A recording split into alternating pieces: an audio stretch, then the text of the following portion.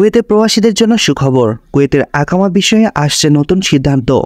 কুয়েতের অবস্থানকারী প্রবাসী কর্মীদের কাজ ও আয়ের সুযোগ বাড়ানোর জন্য নতুন পদক্ষেপ নিচ্ছে দেশটির সরকার।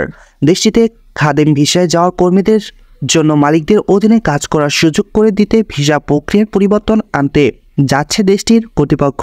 কুয়েতের আইনে এক মালিকের আকামা নিয়ে সেখানে গিয়ে অন্য মালিকের অধীনে কাজ করা দণ্ডনীয় অপরাধ। তবে সেখানে অবস্থানকারী বিভিন্ন দেশের কর্মীরা আইনের চোখে ফাঁকি দিয়ে বিভিন্ন কাজে যুক্ত হয়ে নিজের দক্ষতা বাড়িয়েছে এবং নানা পেশায় যুক্ত হওয়ার মতো নিজেদের গড়ে তুলেছে। এই অবস্থায় দেশটির সরকার সেখানকার প্রবাসীর জন্য শর্ত শিথিলের কথা ভেবেছে।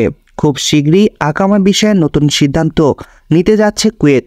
নতুন সিদ্ধান্তর বাস্তবায়ন হলে আকামাধারীরা অন্য কাজে যুক্ত হওয়ার সুযোগ পাবে। দেশটির বিভিন্ন গণমাধ্যম সম্প্রতি এই বিষয়ে বিভিন্ন সংবাদ প্রকাশ করেছে।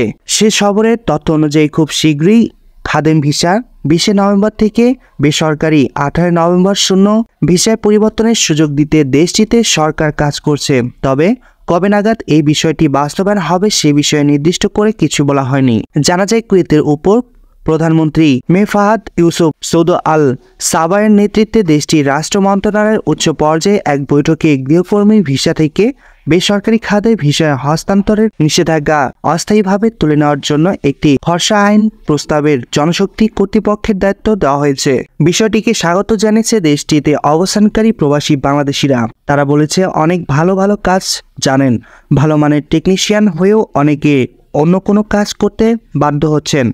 তাদের জন্য এখন সুযোগ বাড়বে। শূন্য ভিসা হলে প্রবাসীরা একাধারে বিভিন্ন প্রতিষ্ঠানে কাজ করার সুযোগ পাবে। এতে আয়ের পাশাপাশি রেমিটেন্স প্রবাহ বাড়বে। ধন্যবাদ সবাইকে। পরবর্তী নিউজ আপডেট পেতে SM প্রবাসী নিউজ 24 এর সাথে থাকুন।